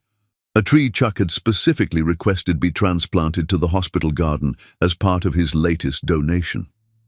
The table was covered with white cloth and set with the same blue plates they had used for their very first date at the little Italian restaurant near campus. This looks exactly like the pictures you showed me from college, Jason observed with satisfaction. Mama is going to love it. Chuck had spent hours sharing stories with Jason about his relationship with Nesha, wanting his son to understand the depth of history between his parents. Jason had listened to every story with the fascination of someone discovering a fairy tale that happened to be real. Do you remember what your job is? Chuck asked, kneeling down to straighten Jason's little bow tie. I'm supposed to bring Mama here by telling her you want to show her something special in the garden. Then I'm supposed to give her the flowers and tell her that you wanted to recreate your first date because you never got to have a proper last date. Perfect. And then I'm supposed to go sit on the bench over there and be very quiet while you and Mama have your romantic dinner, but I can watch to make sure everything goes okay. Chuck smiled at Jason's serious approach to his role as matchmaker. The boy had taken his parents' engagement as a personal project, frequently offering suggestions for their wedding plans and asking detailed questions about the logistics of romance. "And if she cries?" Chuck asked, testing Jason's preparation. "Happy tears are okay, but sad tears mean I should come over and help fix whatever went wrong. You're going to be an excellent wingman, son." "What's a wingman?" "Someone who helps make sure everything goes perfectly for the people he loves." Jason beamed with pride at this definition. "I'm really good at making things perfect for people I love." Chuck's throat tightened with emotion at the simple truth of Jason's statement. This remarkable child had spent his entire life trying to make things perfect for his mother, and now he had extended that same generous spirit to include Chuck. A member of the hospital catering staff approached with covered dishes, and Chuck directed the final touches of their recreated first date. The menu was identical to what they had shared 7 years ago: Caesar salad, chicken marsala, and tiramisu for dessert. Chuck had even managed to find the same brand of sparkling cider they had drunk as cash-strapped college students who couldn't afford wine. "Mr. Chuck," Jason said thoughtfully, "can I ask you something important?" "Always." "When you and Mama get married, will I still be able to call you Dad? Or do I have to wait until it's official?" Chuck felt his heart constrict with love for this child who worried about such details. "Jason, you're my son whether there's a wedding or not. You've been my son since the moment I met you in that hospital waiting room. The wedding is just a party to celebrate what's already true." "Good, because I really like having a dad, and I don't want to have to give it back." "You never have to give it back. I'm your dad forever, no matter what." Jason nodded with satisfaction, then suddenly straightened with the alertness of someone who had spotted his target. "Dad, Mama's coming. She's walking with Dr. Williams toward the garden entrance." Chuck felt his pulse quicken as he saw Nisha approaching, deep in conversation with her oncologist. She was wearing the blue sundress Chuck had bought her the week before, and her hair had grown back enough to curl softly around her face. She looked healthy, vibrant, and more beautiful than ever. "Jason, showtime," Chuck whispered. Jason straightened his shoulders and walked toward his mother with the purposeful stride of someone on an important mission. Chuck watched from behind the oak tree as Jason approached Nesha and Dr. Williams. "Mama!" Jason called out cheerfully. "Dad wants to show you something really special in the garden. He said it's a surprise that will make you smile." Chuck saw Nesha's face light up with curiosity and affection as she looked down at her son. "What kind of surprise?" "The best kind. The kind that shows how much he loves you." Dr. Williams smiled at Jason's earnestness. "Well, that sounds like something worth seeing. Your test results were excellent today, Nesha. I think a romantic surprise is exactly what the doctor ordered." "Really?" "Everything still looks good." "Better than good. Your latest blood work shows no trace of cancer cells. If these results continue for another 6 months, we'll officially be able to use the word remission." Chuck saw Nesha's knees buckle slightly with relief, and Jason immediately moved to steady her with the quick reflexes of someone who had been monitoring his mother's physical state for years. "I'm okay," Nesha assured them both. It's good news. Really good news." "The best news, Doctor," Williams agreed. "Now go see what that wonderful man of yours has planned for you." Jason took his mother's hand and led her toward the oak tree, chattering excitedly about how beautiful the garden looked today and how Newton had learned a new trick that morning. Chuck stepped out from behind the tree as they approached, and he saw Nesha's expression change from curiosity to wonder to tears of joy as she took in the scene he had created. "Chuck," she breathed, her hand flying to her mouth. This is exactly like our first date." he finished softly. Down to the blue plates and the sparkling cider we couldn't afford to replace with champagne. Jason presented his mother with the bouquet of daisies with the formality of someone performing a sacred ritual. Dad wanted me to tell you that he wanted to recreate your first date because you never got to have a proper last date. Nesha accepted the flowers with trembling hands, her eyes never leaving Chuck's face. You remembered everything. I remembered every moment of our time together. Every conversation, every laugh, every dream we shared. I've been carrying all of it with me for 5 years. Chuck guided Nesha to her chair, and Jason immediately scampered over to his designated observation post on the nearby bench, watching his parents with the intense focus of someone invested in a successful outcome. I can't believe you did all this, Nesha said, looking around at the perfect recreation of their college romance. The tree, the table, even the food. I wanted to give us something we never had the chance to do, Chuck explained, sitting across from her. We never got to have a proper goodbye dinner, never got to celebrate our engagement properly, never got to sit together and talk about our future without the weight of illness and fear hanging over us. And now? Now we get to have all of those conversations. We get to plan our wedding, talk about where we want to travel together, decide how many more children we want to have. More children? Nesha's eyes widened with surprise and hope. If you want them, Jason has been asking about whether he's going to have brothers and sisters.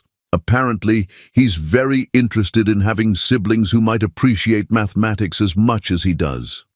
Nesha laughed, the sound pure and joyful in a way Chuck hadn't heard since their college days. He's been asking me the same thing. I wasn't sure how you felt about expanding our family. Nesha, I want everything with you. Every experience we missed, every dream we put on hold, every possibility we were too scared to imagine. I want to give Jason siblings, and I want to watch you be pregnant without being terrified about your health.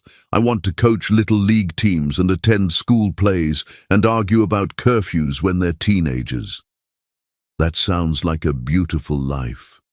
It sounds like the life we were supposed to have 7 years ago.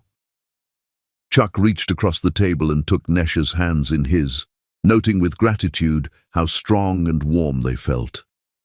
Nesha, I know I already proposed and I know you already said yes, but I want to ask you again, properly this time. Chuck stood up and moved around the table, kneeling beside Nesha's chair as Jason watched from his bench with barely contained excitement.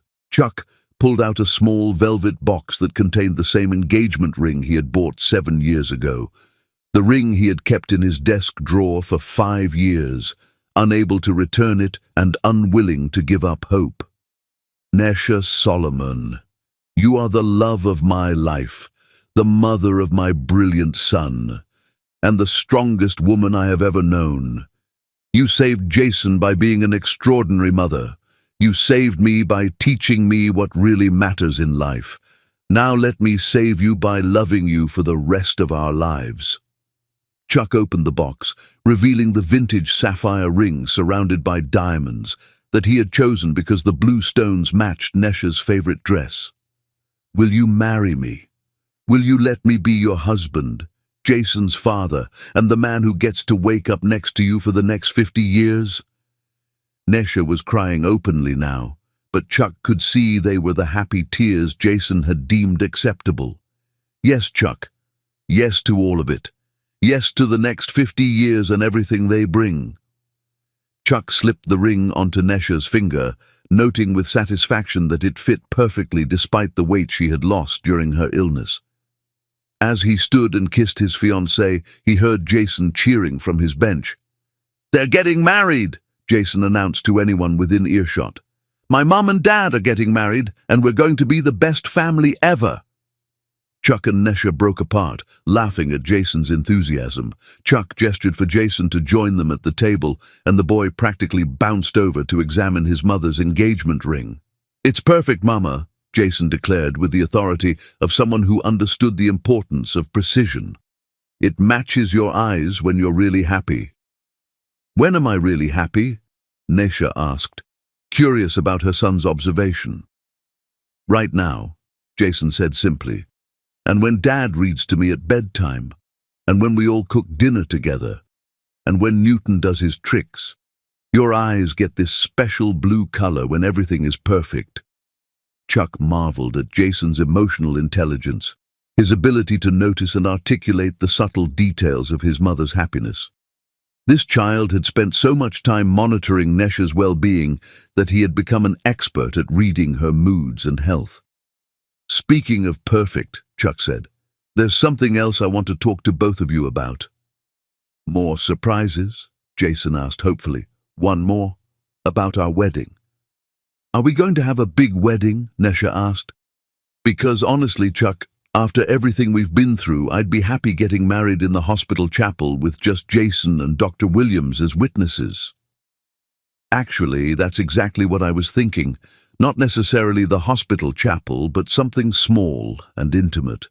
Just the people who matter most to us." "I want to be in the wedding," Jason announced. "Can I carry the rings? I'm really good at not dropping important things." "Jason, I was hoping you would be my best man," Chuck said seriously. Jason's eyes went wide with amazement. "Really? I can be your best man? Really? You're the most important person in my life besides your mother. I can't imagine getting married without you standing beside me."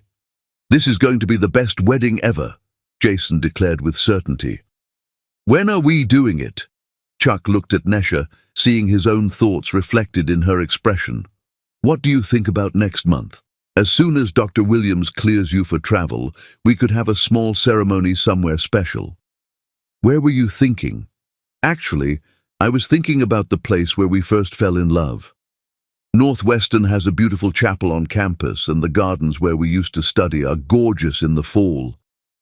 Nesha's face lit up with joy. "A wedding at Northwestern? With the oak trees and the library where we spent so many hours together? And Jason can see where his parents met and fell in love," Chuck added. "I want to see everything," Jason said excitedly. "I want to see your old dorm rooms and the cafeteria where you ate together and the place where Dad first told you he loved you." Chuck and Nesha exchanged glances, both of them amazed by Jason's interest in their history and his desire to understand every detail of their love story. "Then that's what we'll do," Nesha said firmly. "A small wedding at Northwestern, with Jason as Chuck's best man and Dr. Williams as my maid of honor, since she's the one who helped save my life." "And Newton?" Jason asked. "Can Newton come to the wedding too?" "Newton can definitely come to the wedding," Chuck assured him, as they shared their recreated first-date dinner under the transplanted oak tree, with Jason providing running commentary on how romantic everything looked and how happy his parents seemed. Chuck realized that this was better than any of the grand gestures he had planned during their college years. This was real. This was family. This was love that had survived separation, illness, fear, and 5 years of wondering what might have been. Now they knew. What might have been was exactly this. A family sitting together in a hospital garden, planning their future and celebrating their second chance at forever. "Dad," Jason said as they finished their tiramisu. "Yes, son?" "I'm really glad you gave Mama your blood that day." "Why's that?" "Because that's when our family started. That's when everything became perfect." Chuck looked at Nesha, at Jason, at the ring sparkling on his fiancée's finger, and realized that Jason was absolutely right. Everything was perfect. Finally, everything was exactly as it should be. Chapter 9. The Recovery. Sometimes healing isn't just about the body returning to health. It's about the soul remembering how to hope for tomorrow. 3 months had passed since Chuck's romantic proposal, and the word everyone feared to speak had finally become reality: remission. Dr. Williams delivered the news on a crisp October morning, her professional demeanor breaking into a smile that matched the family's joy. The latest tests show no detectable cancer cells, Dr. Williams announced, setting down Nesha's file with satisfaction. Nesha, you are officially in complete remission. Jason, now 6 and even more remarkable, immediately began calculating the statistical significance while Chuck and Nesha held each other, crying tears of relief. Dr. Williams, Jason asked with characteristic directness, what are the chances Mama will stay healthy? With continued monitoring and your father's excellent care team, the prognosis is very good, Jason. Your mother has beaten this disease. Now, standing in their kitchen while Nesha hummed preparing Jason's school lunch, Chuck marveled at how normal their life had become. Medication schedules and doctor visits had been replaced by beautiful family chaos. Homework arguments, screen time negotiations, and Newton's constant protective presence. Dad, can you help with my math project? Jason called from the dining room, materials spread with organized precision. What kind of project? Chuck asked, joining him. I'm supposed to show how mathematics applies to real life, Jason explained, gesturing toward poster boards covered with equations. I decided to calculate the probability of our family being together. Chuck felt his throat tighten as he examined Jason's work. The boy had created a complex model, factoring Chuck having the correct blood type, being at the hospital that specific day, and Nesha's successful recovery. According to my calculations, Jason continued seriously, the probability of everything happening exactly as it did is approximately 0.0003%. Our family existing was basically a mathematical miracle. That's incredible work, Jason, Chuck said, genuinely impressed. What conclusion did you draw? That some things are more important than statistics, Jason replied with wisdom beyond his years. Love doesn't follow mathematical rules, even though everything else does. Nesha appeared in the doorway, cheeks flushed from kitchen warmth, eyes bright with returned health. What are my favorite mathematicians working on? She asked, settling beside Jason. Jason calculated the probability of our family existing, Chuck explained. Apparently we're statistically impossible. The best things usually are, Nesha said, ruffling Jason's hair with casual affection of someone no longer conserving energy for survival. Chuck watched this simple interaction, noting how different it was from their early days. Nesha no longer moved with careful precision. Jason no longer watched his mother with constant vigilance. They had both learned to relax into normal family life. Speaking of statistical impossibilities, Chuck said, we need to finalize wedding details for next week. I can't believe it's finally happening, Nesha said, excitement replacing the anxiety that had marked earlier conversations about the future. 3 weeks ago, I was still too nervous to make definitive plans. And now? Chuck asked, though he could see the answer in her expression. Now I'm planning what to plant in our spring garden, wondering whether Jason will choose piano or soccer lessons, and thinking about whether our second child will be as mathematically gifted. Second child? Jason looked up with immediate interest. Are you having another baby? Chuck and Nesha exchanged glances, smiling at Jason's directness. They had been discussing expanding their family privately. We're thinking about it, Nesha said carefully. How would you feel about being a big brother? Jason considered this with usual thoroughness. I think I'd be good at it. I'm already good at taking care of people, and I could teach the baby about numbers. But will you still have time for me? Chuck knelt beside Jason's chair. Nothing will ever change how much we love you. You were our first miracle, and you'll always be the most important person in our family. But a baby would be important too, right?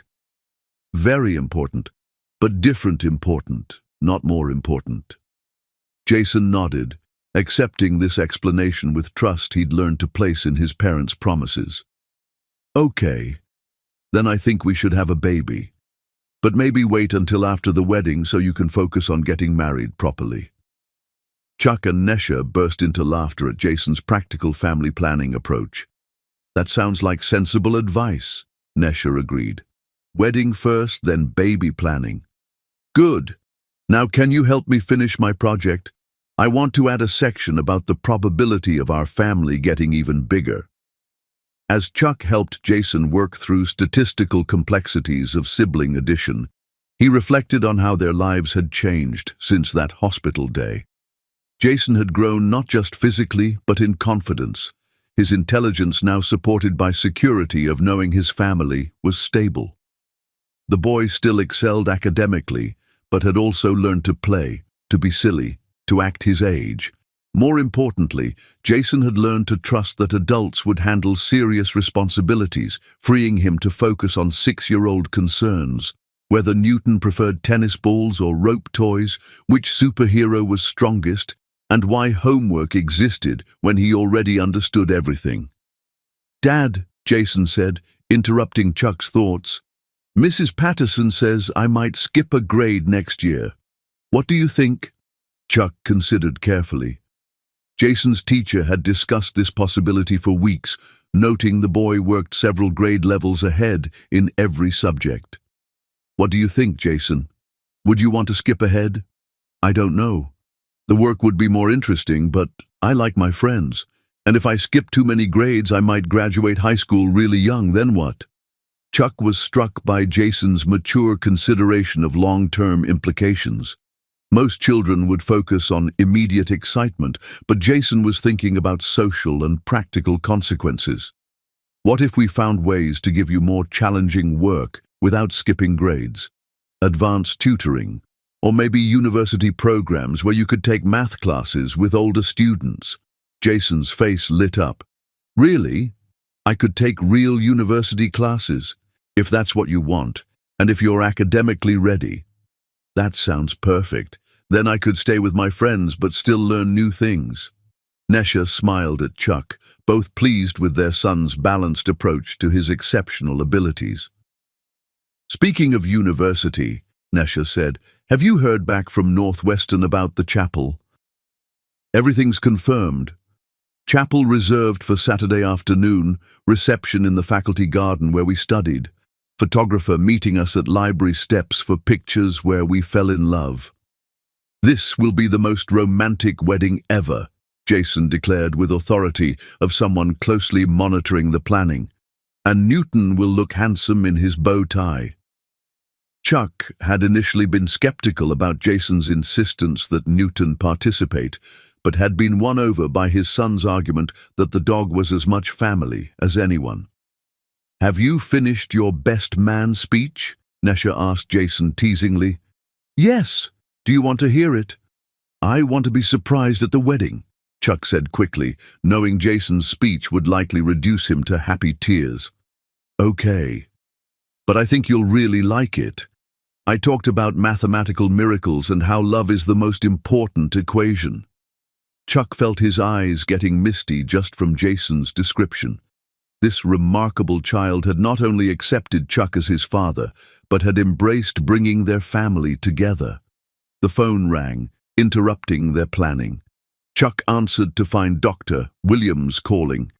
"Chuck, I hope I'm not interrupting, but I wanted to share additional good news about Nesha's latest results."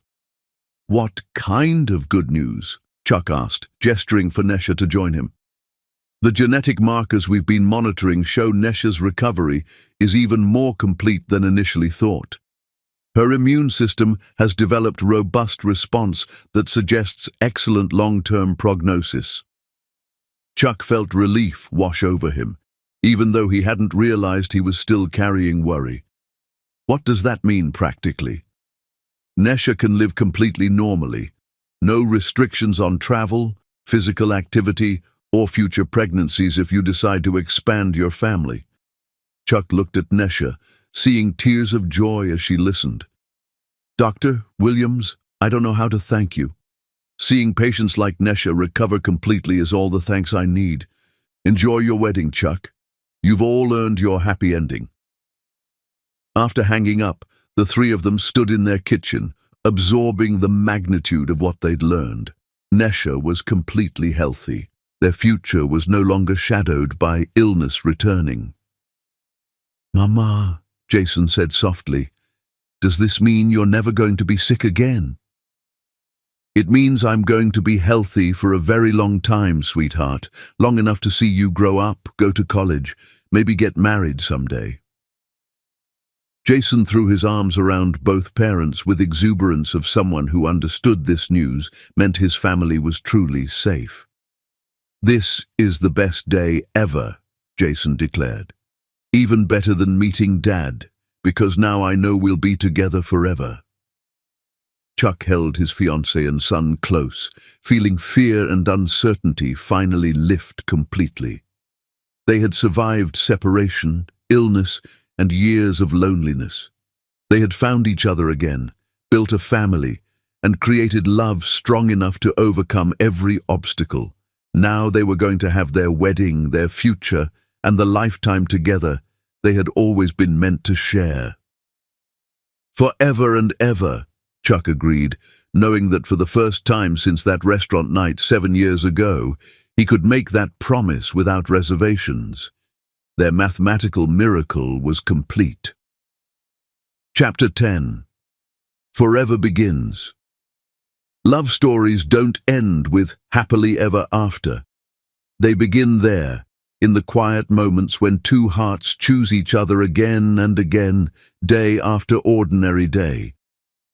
The Northwestern University Chapel glowed with autumn sunlight streaming through stained glass windows, casting rainbow patterns across the stone floor where Chuck waited for his bride.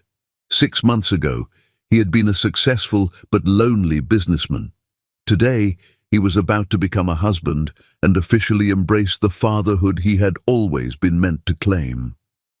Jason stood beside Chuck at the altar, resplendent in his miniature tuxedo and holding the wedding rings with careful precision. Newton sat at Jason's feet, remarkably well-behaved in his formal bow tie, understanding the significance of the occasion. "Dad," Jason whispered, "are you nervous?" "A little," Chuck admitted, adjusting his tie for the 3rd time in 5 minutes. "Don't be. Mama loves you more than anything in the whole world. She told me so yesterday." Chuck smiled at his son's matter-of-fact reassurance. Jason had taken his role as best man seriously, providing not just ceremonial duties but emotional support for both parents during the wedding week. The small gathering included Dr. Williams as Nesha's maid of honor, Mrs. Rodriguez from the bakery, who had been like a grandmother to Jason, several of Chuck's business associates who had become genuine friends, and Professor Martin, their favorite mathematics professor from college days. "She said yes when you proposed in pajamas," Jason continued with 6-year-old logic. "She's definitely going to say yes in a fancy suit in a beautiful chapel." The chapel doors opened, and Chuck's breath caught as Nesha appeared in a simple but elegant ivory dress that complemented her glowing health and radiant happiness. She carried daisies, the same flowers from their recreated first date, and her hair was adorned with baby's breath that caught the light like scattered stars. What took Chuck's breath away wasn't her beauty, but the expression on her face, pure joy, complete confidence, and absolute love. This was a woman no longer afraid of the future, no longer carrying the weight of uncertainty. Dr. Williams walked beside Nesha, beaming with pride at seeing her patient not just healthy, but radiantly happy. As Nesha reached the altar, Chuck stepped forward to take her hand, and the small congregation rose. Jason, without prompting, moved to stand between his parents, completing their family circle. "Dearly beloved," the chaplain began, "we gather today to witness the marriage of Chuck Halbert and Nesha Solomon, and to celebrate the family they have created together." Chuck looked down at Jason, who watched with rapt attention, occasionally glancing at Newton to ensure good behavior. This remarkable child had brought them together and now stood as living proof of love that had survived every obstacle. Chuck and Nesha have written their own vows, and they have asked their son Jason to participate as well. Chuck turned to face Nesha fully, taking both her hands. "Nesha, 7 years ago I fell in love with a brilliant, beautiful woman who challenged me to be better than I thought possible. 5 years ago, I lost that woman and thought I had lost my chance at the life we were meant to share. Chuck's voice grew stronger. 6 months ago, I found you again and discovered that our love had not only survived, but had created the most extraordinary gift, our son Jason. Today, I'm marrying the woman who raised our son with wisdom and courage, who fought a terrible disease with grace, and who taught me that love isn't just a feeling, it's a choice we make every day. Chuck paused, looking at Jason before returning his gaze to Nesha. I choose you, Nesha. I choose our family. I choose our future together. I promise to love you in sickness and in health, to be the father Jason deserves and the husband you need. I promise to never let fear or circumstance separate us again. Nesha was crying openly now, but her smile was radiant. Chuck, when I left you 7 years ago, I thought I was protecting you from a future filled with illness and uncertainty. I was wrong. I wasn't protecting you. I was denying both of us the chance to face life's challenges together, as partners. She squeezed his hands, her voice growing stronger. You taught me that love isn't about perfect circumstances or guaranteed outcomes. It's about choosing to trust someone with your whole heart, even when you're afraid. You didn't just accept Jason as your son. You embraced him completely, giving him the father he had always deserved. Her voice broke with emotion. I choose you, Chuck. I choose the life we're building together. I promise to trust you with my fears and my dreams, to be your partner in raising Jason and any other children we're blessed with. I promise to never run away again, no matter what challenges we face. The chaplain smiled. Jason, your parents have asked you to share some words as well. Jason stepped forward, his young voice clear and confident.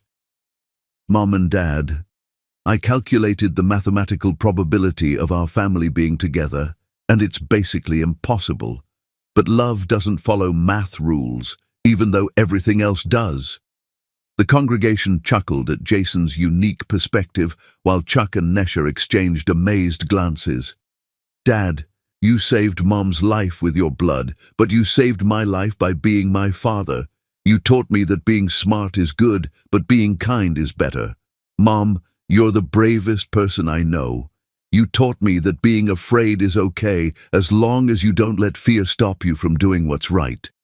Jason looked at both his parents with remarkable seriousness. I promise to be the best son I can be, to help take care of our family, and to always remember that love is the most important equation of all. There wasn't a dry eye in the chapel as Jason finished. Chuck felt his heart overflow with pride and love for this extraordinary child. The rings, please, the chaplain requested. Jason carefully handed over the wedding bands, each engraved with, Forever begins today. Chuck slipped the ring onto Nesha's finger with trembling hands, while she did the same for him, both marveling at the simple gold bands that symbolized their commitment. By the power vested in me by Northwestern University and the state of Illinois, I now pronounce you husband and wife. Chuck, you may kiss your bride. Chuck cupped Nesha's face in his hands, looking into her eyes one last time as her fiancé. I love you, Mrs. Halbert. I love you too, Mr. Halbert. Their kiss was gentle, reverent, and filled with the promise of all the years they would share together. As they broke apart, Jason cheered with delight, and Newton barked his approval, causing the congregation to burst into laughter and applause. Ladies and gentlemen, the chaplain announced with a smile, I present to you the Halbert family.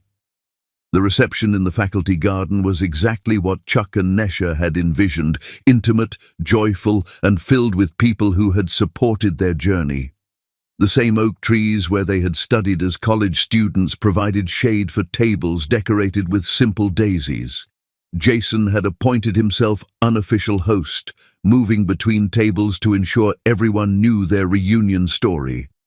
Chuck watched with amusement as his son explained statistical probability to Professor Martin, who listened with fascination.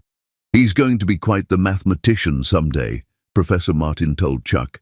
"I've never seen a 6-year-old who understands probability theory at that level." "We're exploring advanced programs while letting him be a child," Chuck replied proudly. Dr. Williams approached with champagne, beaming with satisfaction. "Chuck, seeing Nesha today is the best wedding gift I could have asked for. 6 months ago, I was worried about her prognosis. Today, she's glowing with health and happiness." "We owe you everything, Dr. Williams. Without your love and support, the best medical care wouldn't have been enough," Dr. Williams said gently. "Nesha's recovery was as much about hope and love as treatment." Chuck looked across the garden to where Nesha was dancing with Jason to soft jazz music. His wife was laughing at something Jason had said, her face radiant with happiness that comes from knowing you're exactly where you belong. "Excuse me," Chuck said, "but I believe I owe my wife a dance." Chuck approached and tapped Jason on the shoulder. "May I cut in, son?" "Only if you promise to dance with me next," Jason replied with a grin. Chuck took Nesha in his arms, and they swayed together, surrounded by golden afternoon light and the warmth of family and friends. "How does it feel to be Mrs. Halbert?" Chuck asked. "It feels like coming home," Nesha replied without hesitation, like everything before was just preparation for this moment. "Any regrets about the years we lost?" Nesha considered seriously. "No regrets. Those years made Jason who he is today. Brilliant, compassionate, resilient.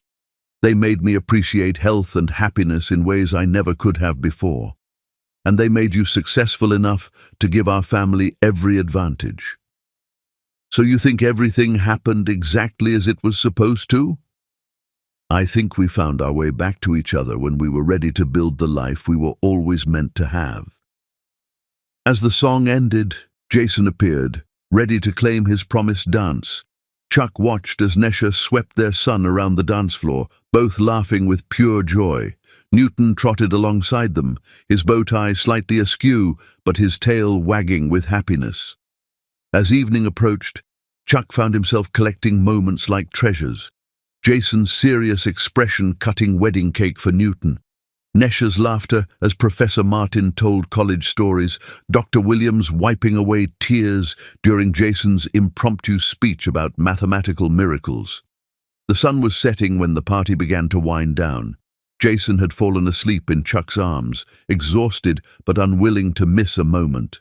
Newton lay at Nesha's feet, his bow tie crooked, but his devotion unwavering. "Ready to go home, Mrs. Halbert?" Chuck asked softly. "More than ready, Mr. Halbert." The drive home was quiet, with Jason sleeping peacefully and Newton curled beside him. Nesha held Chuck's hand as he drove, her wedding ring catching light from street lamps. "Chuck," she said softly, "thank you." "For what?" "For finding us, for saving us, for giving Jason a father and me a partner, for proving that love really can overcome anything. Thank you for letting me be part of your family, for trusting me with Jason's heart and your future." They pulled into their driveway, their home, where Newton's toys scattered the lawn, and Jason's bicycle leaned against the garage, and Nisha's herb garden thrived in the backyard.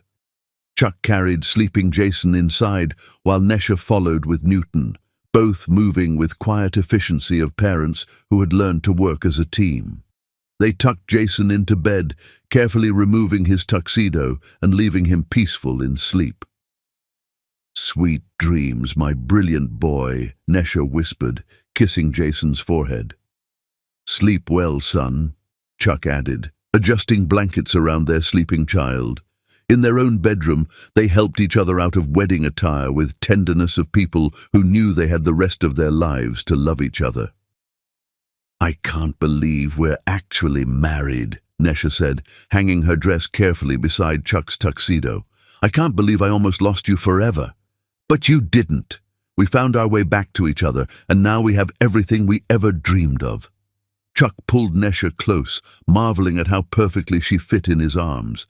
How right it felt to hold her without shadows of fear or uncertainty. "What do you want to do tomorrow?" he asked. Sleep late, have pancakes with Jason, maybe start planning that vegetable garden, play with Newton in the backyard, read the Sunday paper together like a normal married couple. That sounds perfect. What about next year? 5 years from now? 10 years? Chuck considered all the possibilities stretching ahead. I want to watch Jason grow up and discover his gifts. I want to travel with you to places we dreamed about in college. I want to give Jason siblings who adore him. I want to grow old with you, knowing that every day together is a gift. I want all of that too, Nesha said softly. But mostly, I just want to wake up every morning knowing that our family is safe and loved and together. Forever and ever, Chuck promised. Forever and ever, Nesha agreed. Outside their window, snow began to fall softly, dusting their neighborhood with winter's first hint. But inside their home, wrapped in each other's arms, Chuck and Nesha felt only warmth and love and unshakable certainty that they had finally found their way to exactly where they belonged. Down the hall, Jason slept peacefully, his dreams filled with mathematical equations that solved for love, statistical models that proved miracles were possible, and absolute certainty that his family would be together forever. In the living room, Newton dozed by the fireplace, guardian of a family that had found each other against all odds and chosen to build a life based on love, hope, and the simple truth that some bonds are stronger than any force that tries to break them. Tomorrow would bring new adventures, new challenges, new joys. There would be homework help, piano lessons, doctor appointments, and business meetings. There would be the beautiful, ordinary chaos of family life, breakfast conversations and bedtime stories, scraped knees and proud moments. But tonight, the Holbert family was complete, healthy, and home. Their love story had survived separation, illness, fear, and 5 years of wondering what might have been. What might have been was exactly this: a family united by love, strengthened by adversity, and committed to facing whatever the future might bring together. In the master bedroom, Chuck and Nesha lay entwined, her head on his chest, his fingers tracing patterns in her hair just like their college days.